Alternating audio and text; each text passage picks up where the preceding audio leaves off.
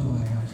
So, anyway, just a perspective, we were fortunate enough, and my gray hair shows it, to be covering the first inaugural Batang Pinoy National Championships. And for historical perspective, it was a pet project of then PSC Chairman Carlos Butch Tuason.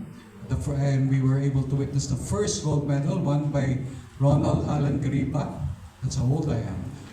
So, the historical perspective there, and we were fortunate enough to cover the other editions as well, also held in Bacolod.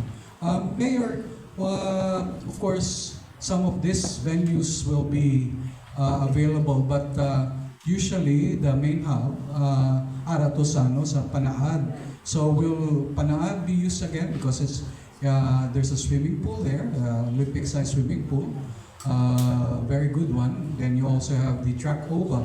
What other sports besides track, I surmise track and athletics will be used as venues sa Panaad? Well, thank you, sir. Aside from Panaad, marami na yung mga sports venues in Bacolod. Yes, sir. There are a lot of new gymnasiums. Meron ng mga Olympic-sized swimming pools aside from Panaad. And by the third or early fourth quarter, matatapos na yung pinapatayo ng Bacolod na Coliseum. So that was the one showed by earlier. No?